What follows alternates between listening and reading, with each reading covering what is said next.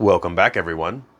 In this video, I'm going to teach you everything you need to know about the solar plexus chakra, and we're going to end this video with some practical tips and techniques that you can use to help unblock that chakra and restore healthy functionality to your life. Now let's get started.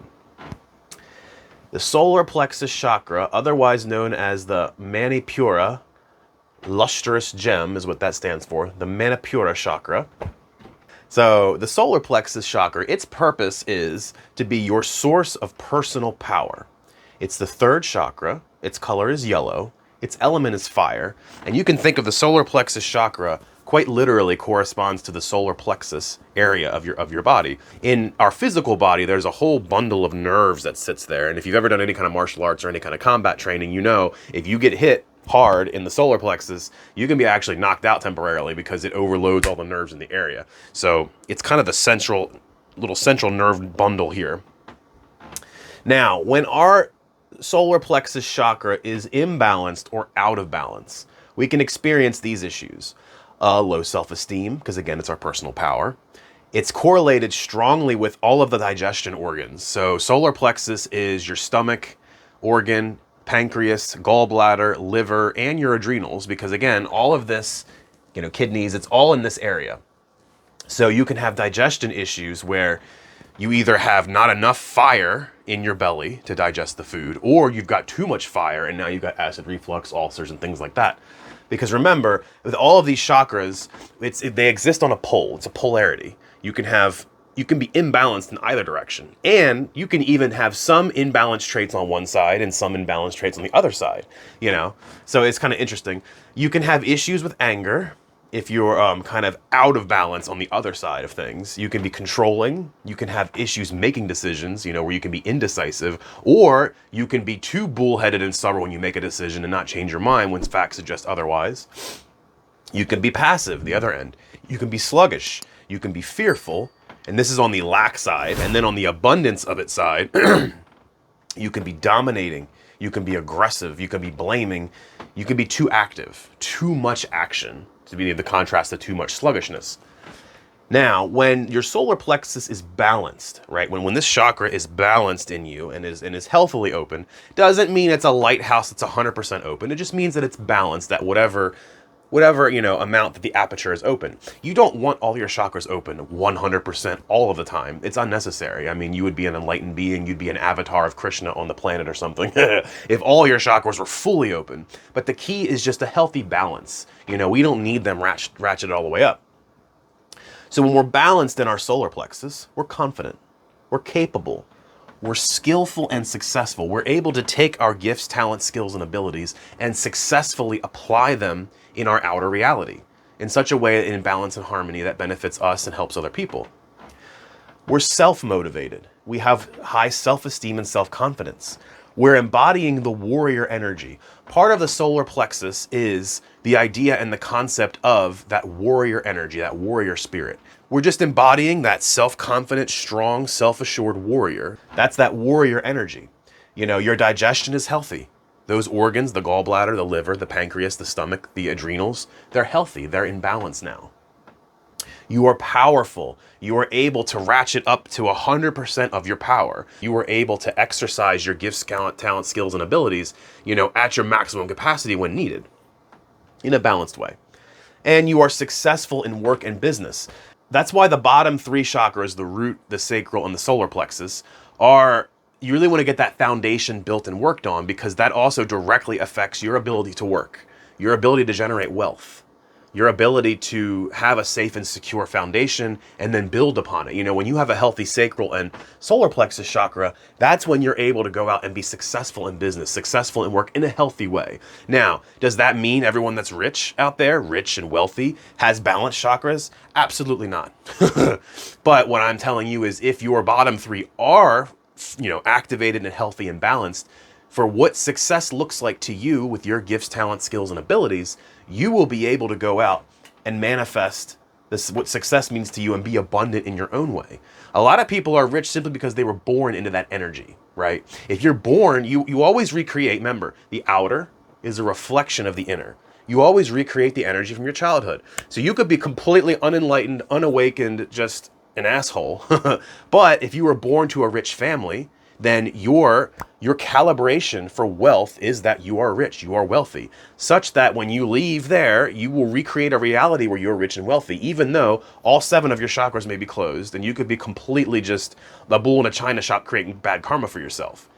But for those of us where we have to struggle with that because we were born in poverty, let's say, or we were born with all these stories from our parents about how we won't amount to anything, or there's not enough money and all of that, we have to overcome that initial energy programming. And in doing so, we become stronger in a way, because now we're going to work on our chakras. We're going to work on ourselves so that when we achieve that same level of abundance and wealth, when we achieve that same level of exercising personal power and control in our lives and manifesting the life of our dreams, we get to that level, we are a much healthier, balanced human being, and we're less likely to lose all of it. But that's a tangent. Now, that's kind of the overview of the solar plexus chakra. Now, here comes the practical things that you can do to work with that. Crystals. As we always say in every chakra video, there are crystals that align with each chakra, with the color and with the vibration. Remember, the reason crystals work is because every crystal has its own unique vibration. It has its own unique energy, and we can work with that energy. Remember, everything in this universe at one level is consciousness, but at the level above that, it's all energy. It's all energy. Energy can be transmuted, the law of perpetual transmutation of energy. So we can work with the energies of these crystals, consciously open a dialogue, right? Visualize that your being and the being of this gemstone are connecting, that you're connecting and that you're receiving energy from it. And you can even put some intention behind it. Hey, tiger's eye, start with gratitude. I'm so grateful for your presence in my life. And please help me to open, balance, and cleanse my solar plexus chakra. And if I remember from the last video, I believe tiger's eye can also be used for the sacral chakra. So it's one that kind of overlaps. Kind of in the same way that, and I should have wrote it up here, but I didn't, carnelian. Carnelian is good for all 3 of your bottom chakras, the root, the sacral, and the solar plexus. That's why carnelian's kind of like a nice one-stop shop. If you're kind of strapped for cash, grab some carnelian. Carnelian will work with all 3 of the bottom chakras. But you can work with them. So amber, yellow topaz, yellow labradorite. And in general, even if you don't see it on this list, if it bears the color of the chakra, it's probably aligned in some way. And the same thing with the food. We'll skip to the foods for a second here. Yellow labradorite, tiger's eye. Same with the foods. The foods for each chakra, the first thing to look at is, does it share the same color?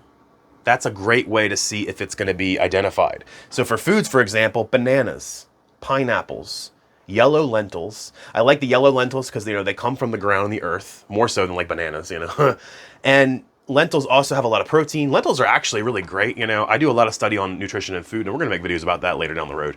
But lentils have a lot of vitamins and minerals. They have protein, they have carbohydrates. They're just an all well-rounded source of food. And I think you're feeding a warrior, you need some protein too. So I would say out of all these, go with the yellow lentils. You got corn. And then you have spices like turmeric and ginger. Again, turmeric and ginger, similar color to the yellow. You could use them for the sacral chakra as well, because they got a little orange in them. Now, what are some exercises you can do? If you're not really big on the crystals or the food aspect of it, but like exercise I'll do. Again, bottom 3 chakras, any form of physical exercise is going to work. Strength training, cardio, anything like that, because you're working the energy in the body, you're flowing the energy. Exercise is good for all the chakras especially, but the bottom 3 are really concerned with our sense of safety, our sense of foundation, our sense of strength and confidence. And working out exercise is shown in the brain, we know this from neuroscience, is good for your brain, makes you feel good.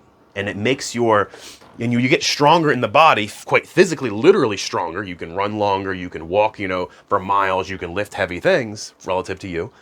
Then that naturally helps to spill over into your mindset and your beliefs that I am a strong person because I work out, I work out every week. I do all these things. My body is strong, right? Again, every single chakra is going to have exercise. Every single chakra is going to have walking in nature and barefoot nature. Again, when we're barefoot, and our bare feet are on that ground, we are transferring energy from us to the earth and from the earth back to us. We are grounding out all of the energy that doesn't serve us in our body. We are actually quite literally grounding out a lot of the heavy metals from our body because, again, magnetized, right? Positive, negative. We have these metals. They are literally being attracted like magnets out of our body and cleansed into the earth. Reflexology, every organ in your body has a place in the bottom of your foot where it can connect to the earth.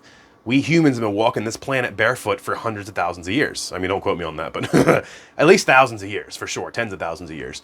We have a connection with the earth. We were born of the earth. Like we have a connection with the sun. We were born of the sun and the earth and the moon and the stars. We have a connection to all these things.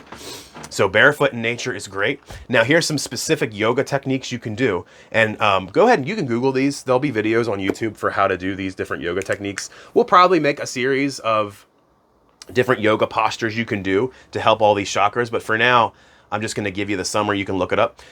Boat pose, seated spinal twists. That one I'm not going to explain. It's better to find a video. And then also the warrior pose in yoga. The warrior pose specifically, we want the intention behind it that we are channeling the energy of the warrior when we're doing the warrior poses. And that's going to help to open and strengthen that solar plexus chakra. And with all chakras, we have a sacred sound of the chakra. We have a chant that aligns with the sound of the chakra. And you can look this up. You can search YouTube for chanting Ram, especially for the solar plexus chakra chants, and that'll give you the right chant. So Ram, and of course in Hindu, Ram is also one of the names of, the divine. One of the gods is Ram. So you can just chant Ram. You can chant it repeatedly, like Ram, Ram, Ram, Ram. And I apologize, my voice has been a little scratchy for the last couple of days. I think I have like a minor cold or something. So this won't sound the best. But Ram, Ram, Ram. And that goes along the line of mantra meditation. And I'll leave a link to our video on mantra below, which kind of describes what a mantra is, how to use it. But, when you're chanting for these chakras, you can treat them like a mantra. Chant it for 5 minutes or 15 minutes aloud.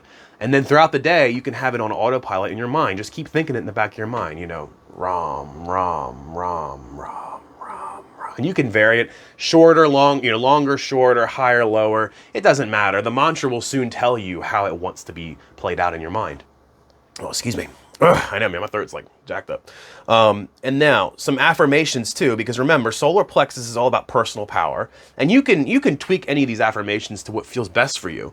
I changed some of these myself, but one affirmation: I am powerful, right?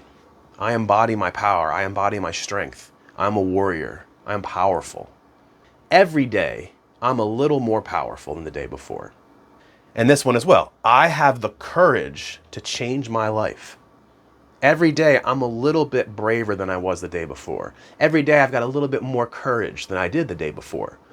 And these are kind of the main things you want to work on, that power and that courageous, because that feeds directly into that self-esteem, feeds directly into self-confidence, feeds into that warrior energy, that capable energy, Well, my friends, that is the video today for the solar plexus chakra. These are some practical things you can do to help open that chakra up on our channel. We also have a video that goes over a summary of all 7 chakras, just a brief summary.